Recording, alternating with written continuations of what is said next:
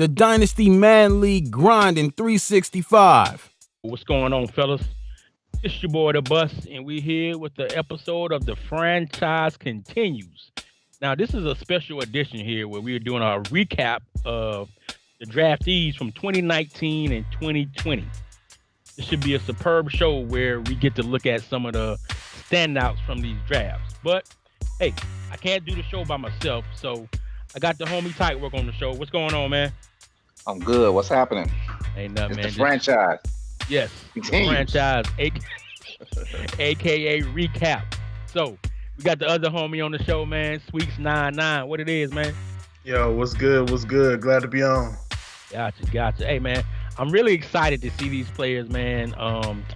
These players are really standout players from this two draft classes, 2019 and 2020. So we're gonna dive in and I hope these guys voice their opinion of what they think. And we're gonna see how this update, this ranking turns out. So we ain't gonna hold you guys up. We're gonna dive right on into it. And the first guy coming in at number 10 is Samuel Beasley from the Washington Redskins. Hey, this guy was drafted in the 2019 class. He was picked 4. He comes in ranked as the number 10th guy in that class, in those classes. You guys can give some feedback on Beasley and what you guys think of how his career has been going so far with the Washington Redskins. Well, man, I tell you like this. This is kind of a good measuring stick of what your draft should be like, what your pick should look like after about 4 or 5 years. He's the best overall on the team. Pick number 4, man. So he came in and he really has done his thing. Now, that team has not been great as far as making the playoffs and everything like that. But, I mean, this guy has been molded into the best cornerback on the team, best overall on the team. And he's what you look for when you draft, man. That's exactly what you need. Somebody like this who can develop into a number 1 corner. Right. And if you look at his stats real quick, he has a total of 9 interceptions, 38 pass deflection, and a total of 206 tackles. So he can pretty much do it all, man.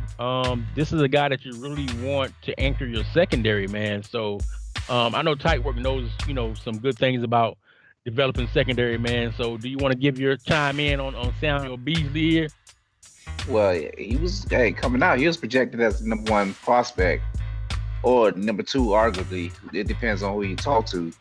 So he has lived up to expectations. It's just sad that his team hasn't. They haven't really gotten any better from where they was when he was drafted till now. But I just want to know the criteria on how this list came together. What we looking at, the overall of the player now versus when they was drafted? Did they make their team better? All that good stuff. Yeah, it was a combination of things, man. It was stats, overalls, the impact on the team, and just how they sized up against the people that came out in those 2 classes. And based on the information that we found, we felt like Beasley was 10th on the list, and I think he's well deserved there. It also helps, man. I guess he would have been 21 years old when he was drafted, because he's only 25 now. Yeah, 4 years in, man. That if this type of player was in a draft right now, he would still be, somebody you're looking for. So he's kept his value, man. He's really, really good. It's just that impact of the team, man. He doesn't have a high number. He's never led the league in picks. He doesn't have a high number of picks. So, however you want to look at it, whether they don't throw to him much or, it's just a reflection of, the team not getting a whole lot of W's. Right. It's, it's kind of subject to however you look at it. Yeah. Yeah. He hasn't won anything since he's been in the league, and 9 interceptions are kind of low. But he is a good player. If he hit the free agent market, I think 32 teams would be vying for us. You'd be vying for him. They coming to get him. So yeah, I like this pick. You know what I'm saying? It's a toss-up whether or not he should be a little lower on the list. But yeah, hey, he's a baller. Yeah. I mean, even the teams that don't have no money will try to find a way to get Samuel Beasley on their team. So, hey, let's keep it moving, man. Now we going to the trenches, and we got the Miami Dolphins DT Lucas. Lucas comes in at number 9. He was in the 2019 draft class, and he was picked 29th overall. This guy's a monster, man. He has a total tackles of 132. But the key feature that stands out to me about Anton Lucas is he has 25 sacks. You don't really see that a lot from the interior of the defensive line, and he also has 7 fumble recoveries. Now I'm gonna let Tight Work chime in on his guy, and I'm gonna bring up one more stat if he doesn't touch base on it. Tight Work. Oh, hey, this is my dude, man. I think he should be number 1. Hey, because without Mr. Hey, our defense, since we had him, our defense has been ranked in a top 10. And we always been like a top 5 versus runners, all because of him. Hey, this is my dude, man. He plays every game. I think he missed some games his rookie year, but ever since then he's been healthy. And injuries is a big problem.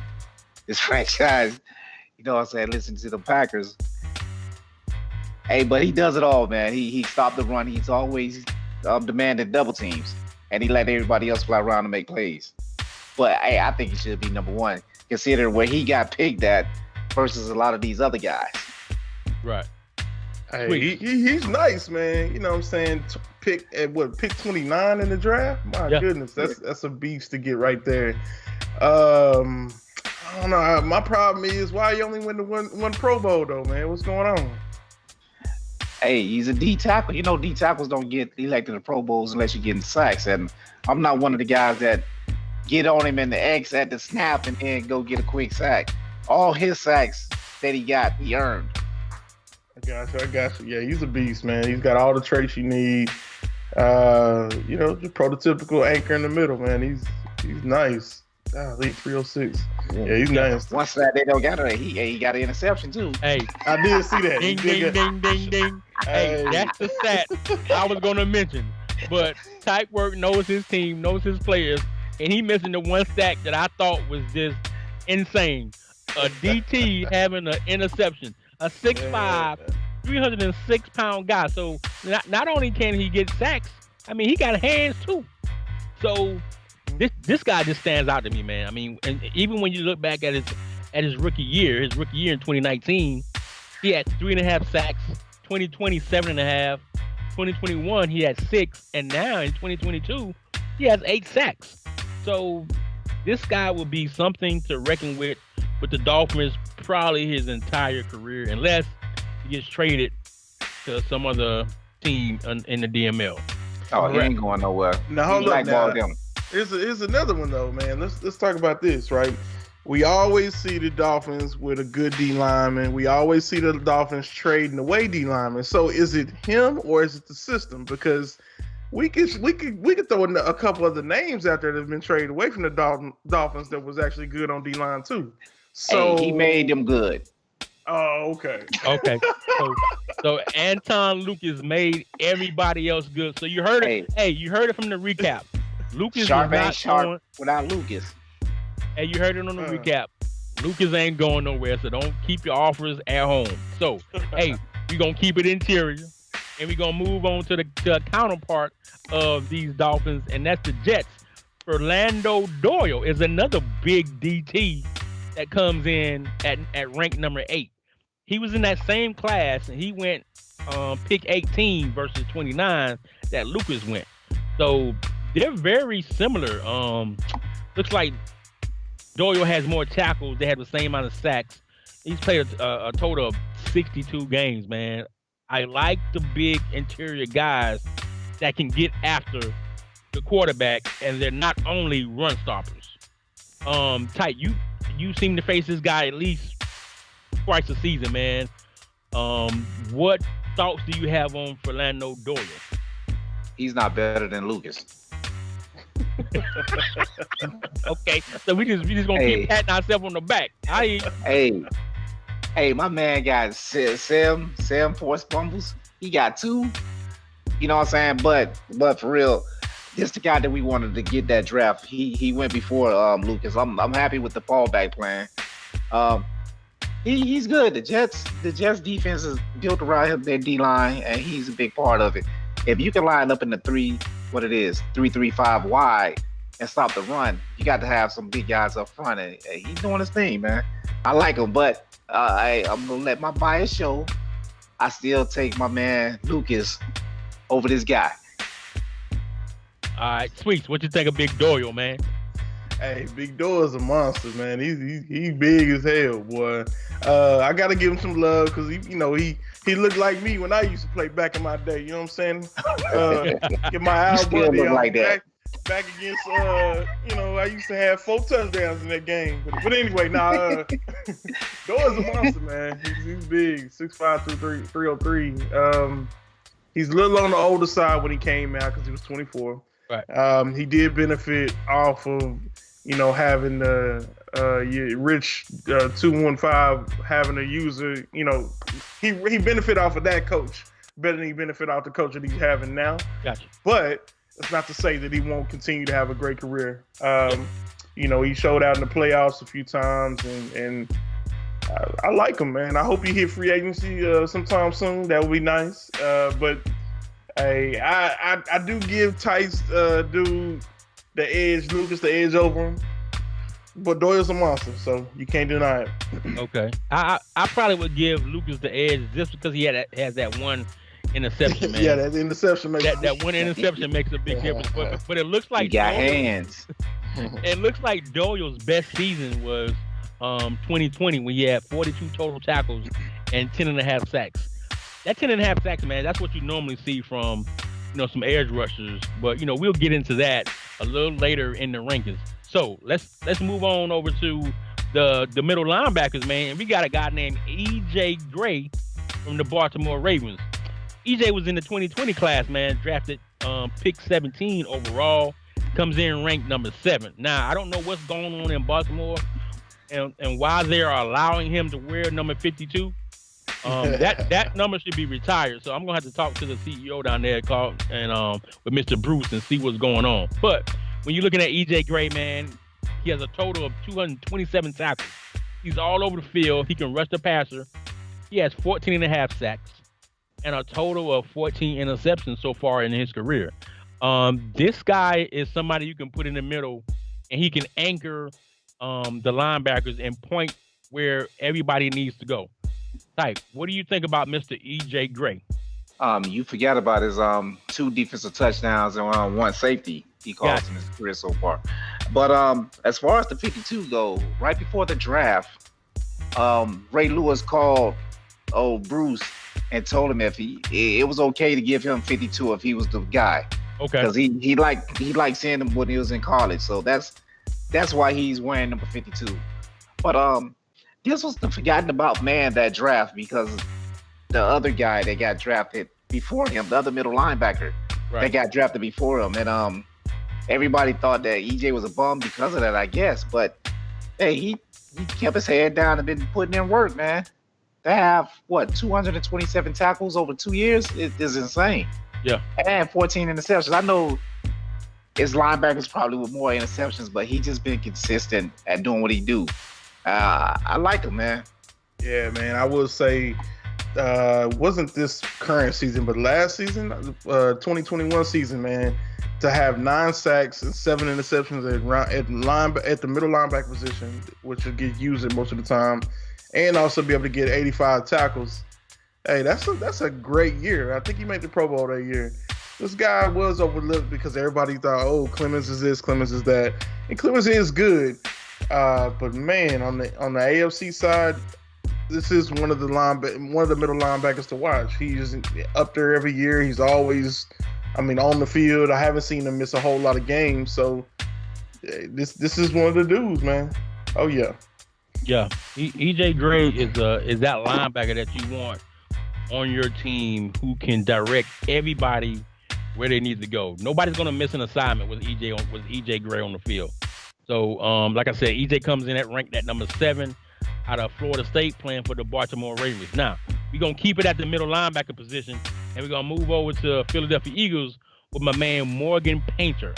Morgan Painter was in the 2019 draft, and he was picked number 2. He's ranked 6.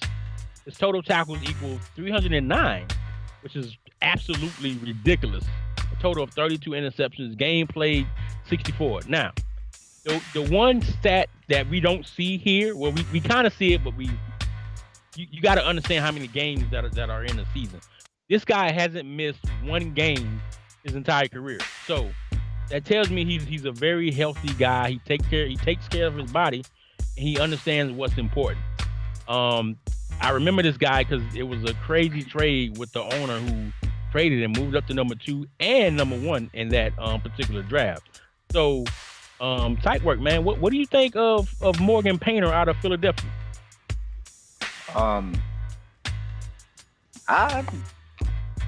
He's like everybody else on this list. I want to know how he picked. I think that he's good, man, and he fits what they're doing out there in Philadelphia.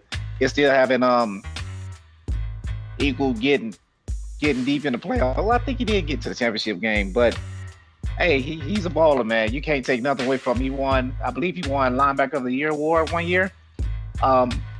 He runs around to make tackles, and he's like you said, he hasn't missed a game. You can't beat that. Right. He just needed a little bit more help in Philadelphia on the defense, but hey, this is the cornerstone. Yeah, I will say he's a beast, but I think his numbers have dropped a little bit from moving from middle linebacker to outside. Yeah. I think that's because he doesn't use them anymore. Matty Ice, I think that first year, 17 interceptions. 17 interceptions. That's crazy. Probably led the league. Probably was up there for all the awards and all the stuff like that for Pro Bowl. And see, he won Defensive Rookie of the Year first year. So right. He's nice. But I mean, if we talking Hall of Fame, I don't put him in yet. I think you got to move him back to middle linebacker and let him and use him, let him do his thing, and be all over the field like he once was. But I see why he doesn't have to, because you move a guy outside that you built up to be that nice and let him do his own thing so you don't make the mistakes. Right. But he's nice, man. I told him not to get this dude. he hit me up in the DM. He's like, "Sweets, what do I do, man?" I said, "Look, go get the corner that you want, which would have been Beasley." And I told him, "Go get that safety. You can build middle linebacker." And he's like, "Oh, okay." He didn't listen to me, but damn if he didn't make a good pick and he got him a ball in Morgan Painter. So yeah.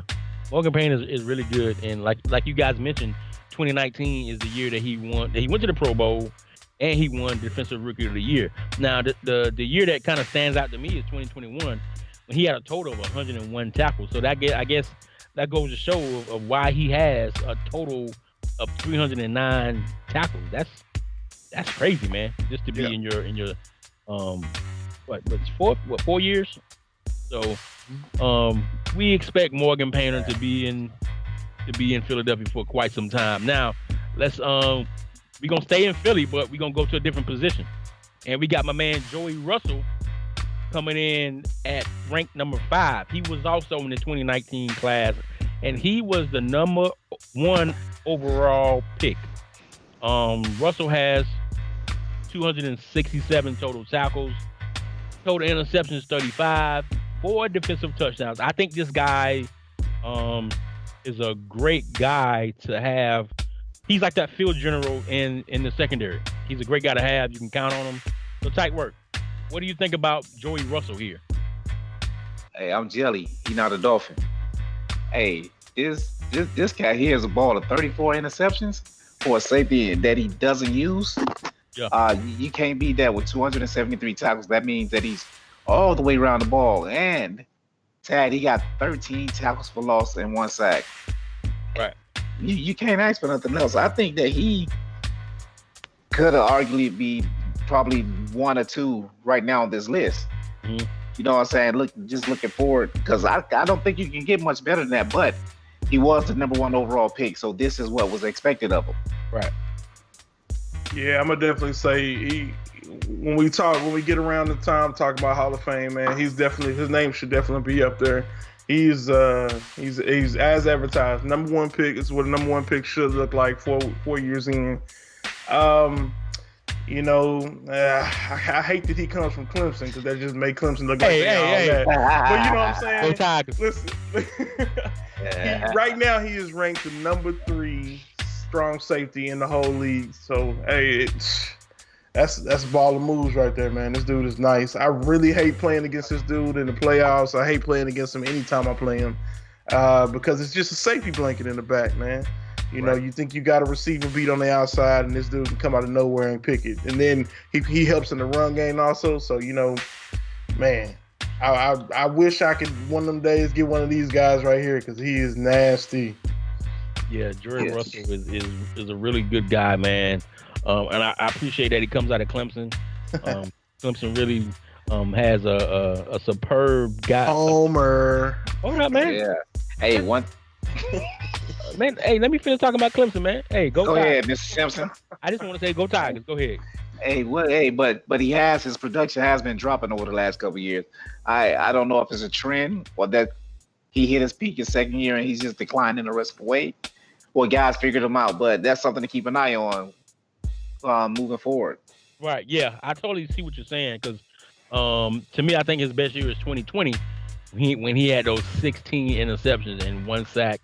Total of 70 tackles, and since then the interception rate has been declining. So we're gonna need Jordan Russell to pick it up and help this team get out of that tank mode. Oh, sorry, I didn't mean to say that. But we're gonna keep it moving, and we're gonna move on to one of our favorite guys. One of our favorite guys coming in number 4, Karan Colbert. Karan was drafted in the 2020 class. Pick number 11. I don't know how he got here, but I seen a walker and a wheelchair left out in the front room, a cane. I don't know which one he's using, but he has to be using one of them. This guy's good, but he's been injury prone. Coming out in 2020, he's only played a total of 39 games. So, what do you guys think about Mr. Karan Colbert? Well, he was the Heisman winner. He won the Heisman Trophy, and he was expected to do big things in DML.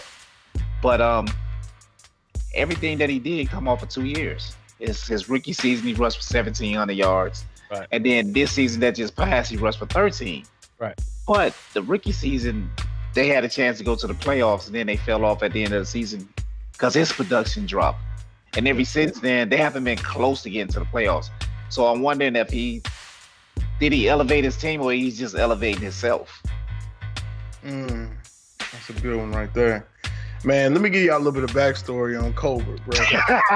Let me kick some knowledge to you real quick, man. Yeah.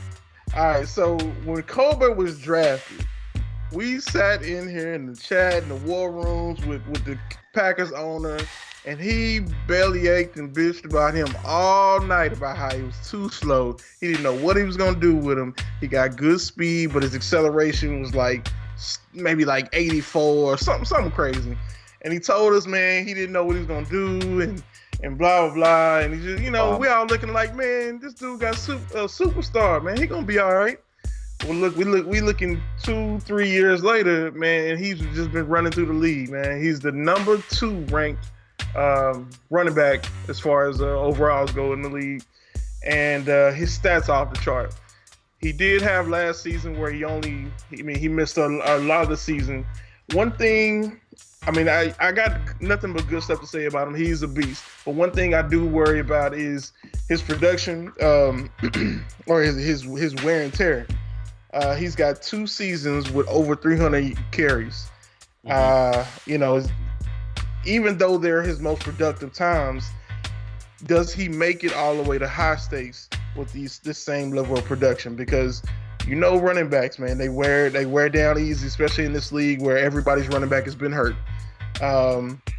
So getting him on and off the field, I think he's coming up with a great way to keep him healthy by adding Rashard Penny as far as like a third down back or some type of a scat back. So yeah.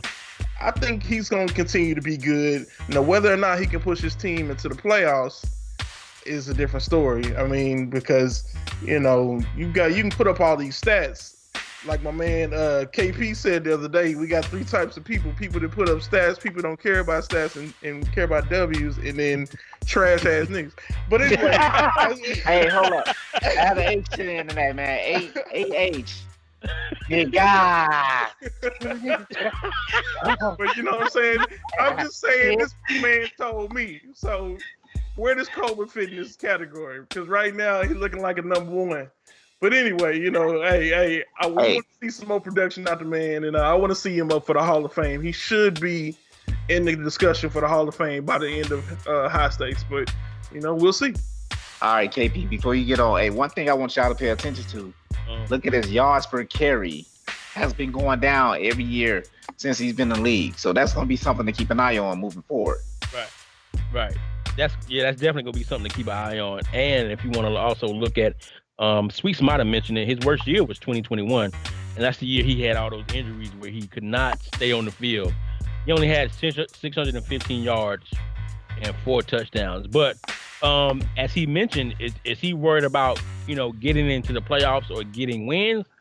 Or, Little Birdie told me he wants Colbert to be the first created player to be 99 overall. So I think CEO Mr. Kirk needs to get his priorities straight. Hey, let's get these W's first, man. Then you worry about Colbert getting to 99 or wherever you want to get him. But until then, he's gonna be out the playoffs, and we're gonna move on to a guy who's part of a Super Bowl team, and it's Mr. Will Clemens from the New Orleans Saints. Hey man, I don't really know what to say about this guy because he was on everybody's draft board once the combine came up. Before that, he would look like just a regular linebacker, but he comes out of the 2020 draft. He was picked 5, and this guy's a monster, man. I mean, I think any and everybody would like Will Clemens on their team. He's helped that team win back-to-back Super Bowls. He's won a plethora of awards.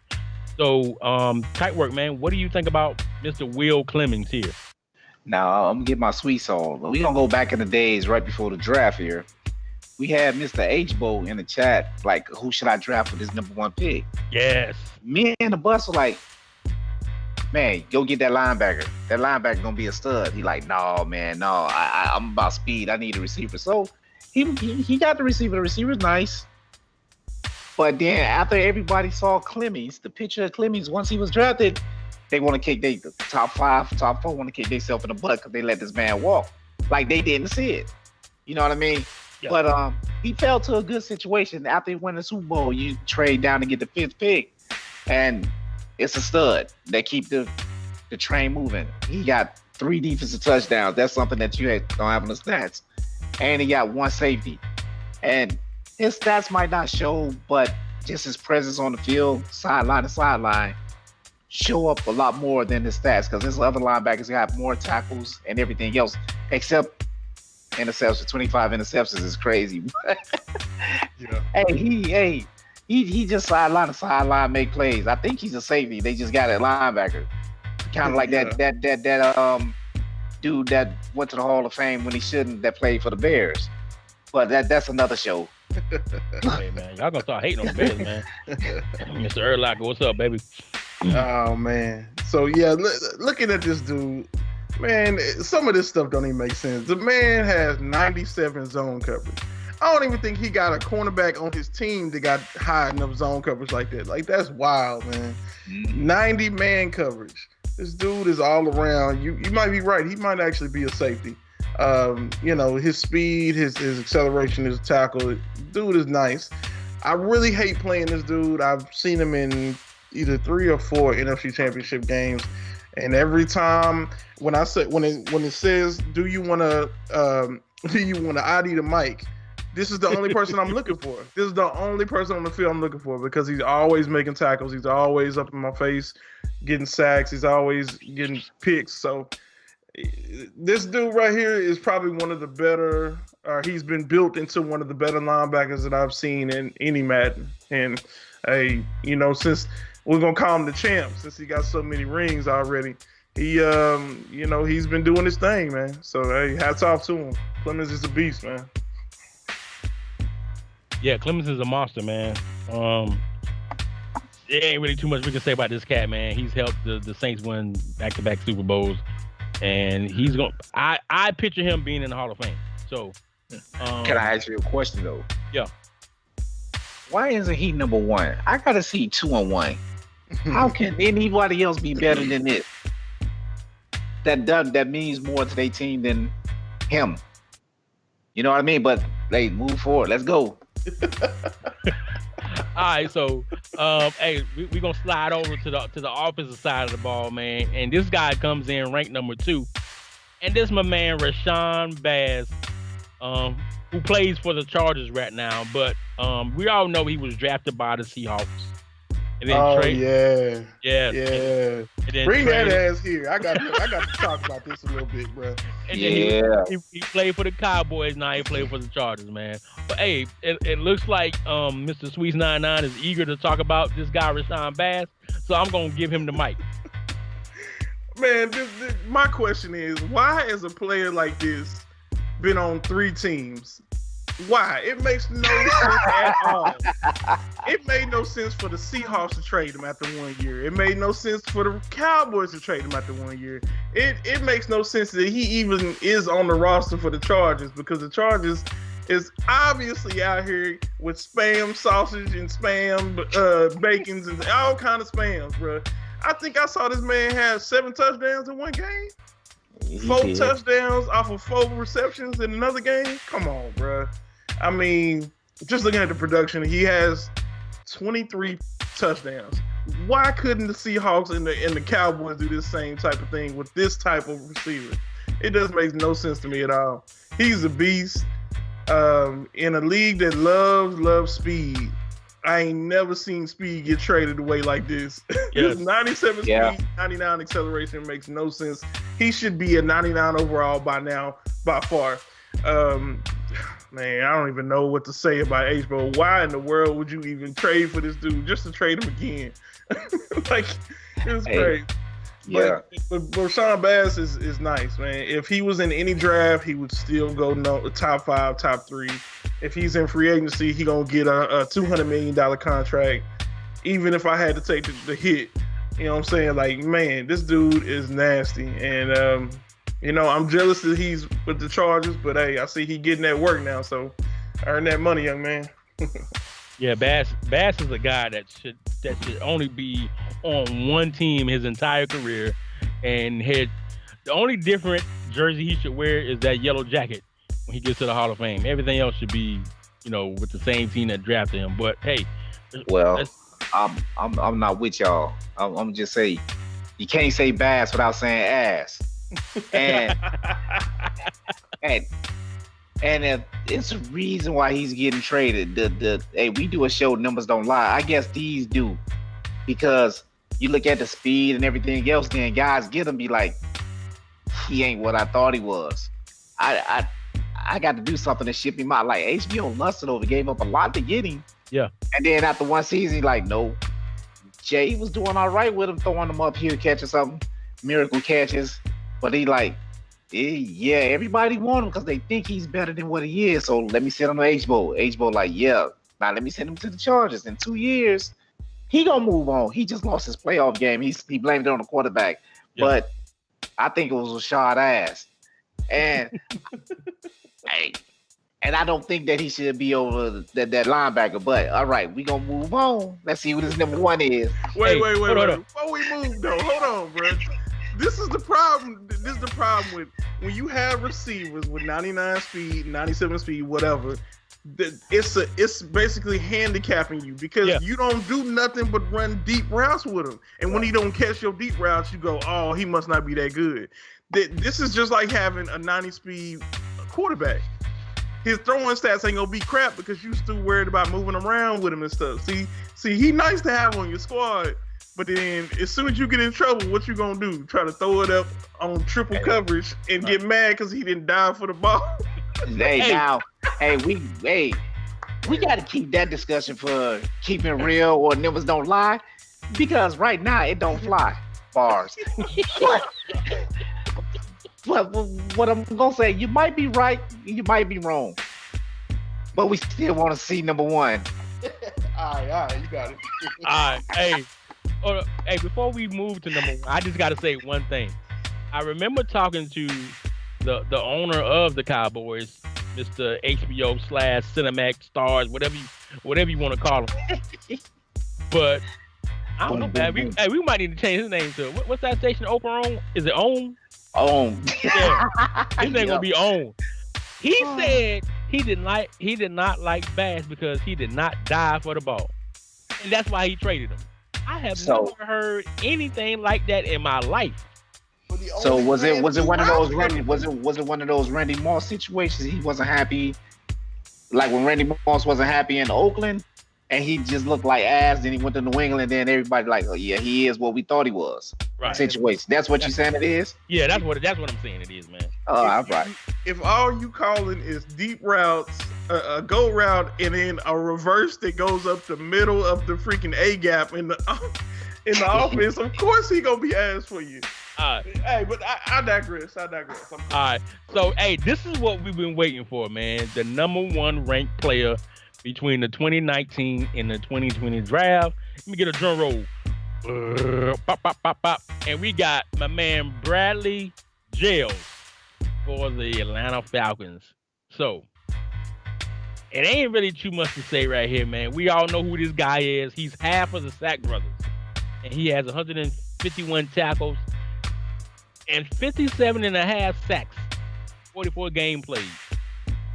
Man, you guys, I like DNs, and if I had this guy on my team, I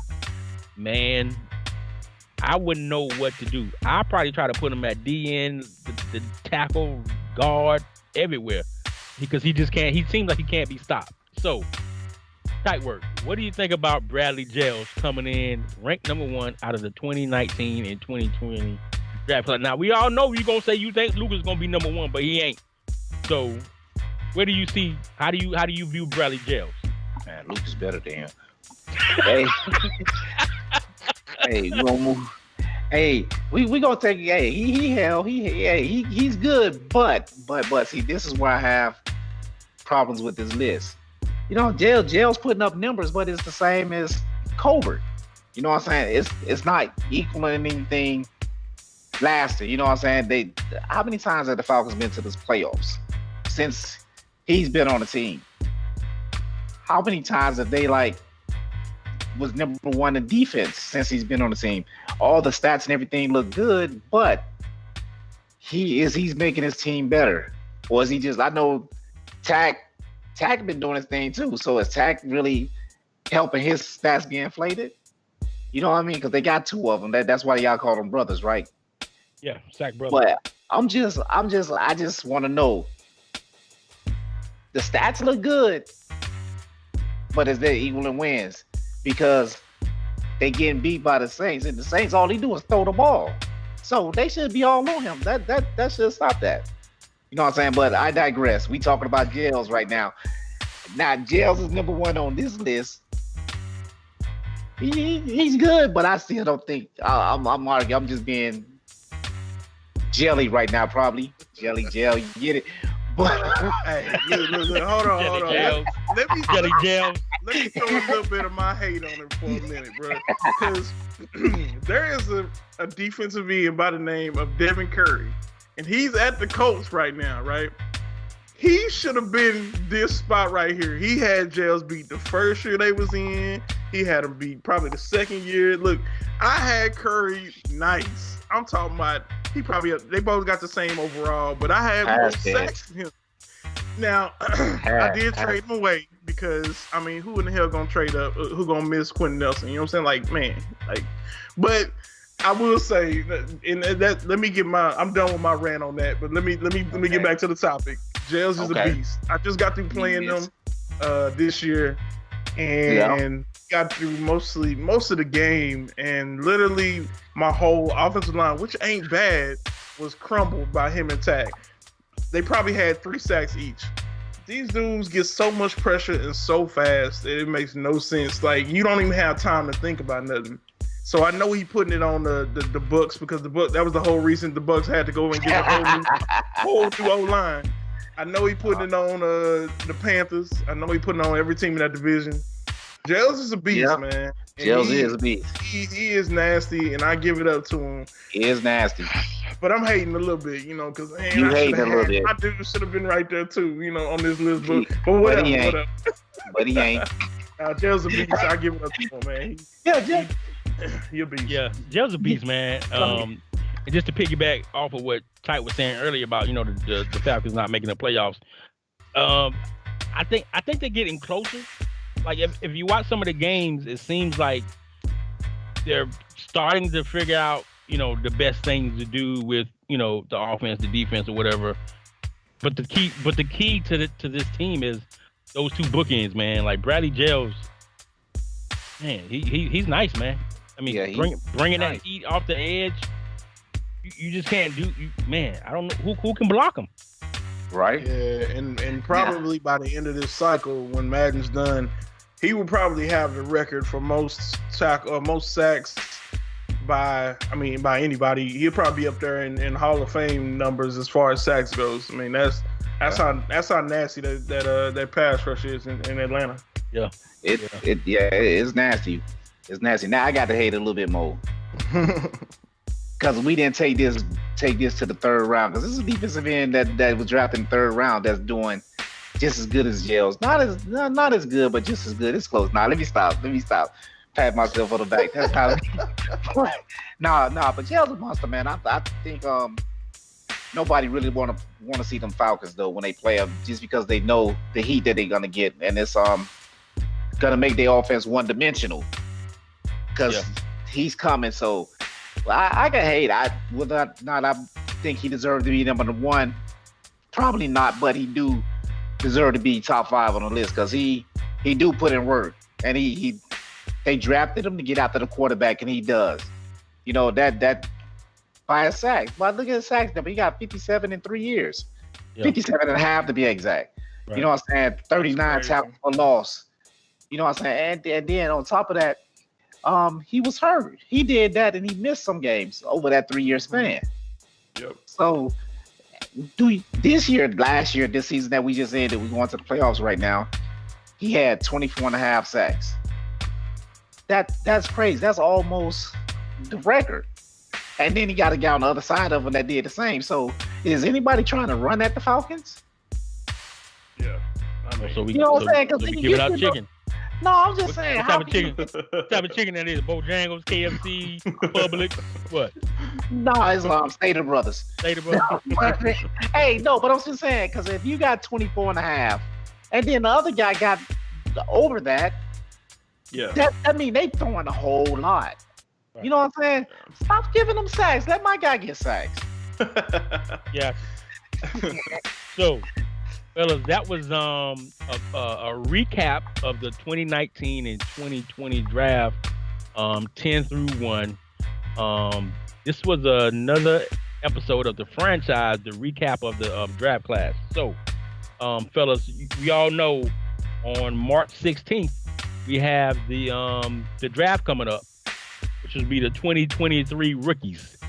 So I'm sure guys like DJ Dean from Ohio State and Calvin Mosley from the U are hoping to one day get on this list of the recap. So I expect these guys to be on the list. I can't wait to see a new list for the 2021 and 2022 draft class. So with that being said, man, I want to thank Tight Work and Sweets 99 for coming on the show, and we look forward to the next recap with the top rookies from the 2 draft classes. And on that note, I just want to thank you guys. Another episode of the franchise continues. We out, fellas.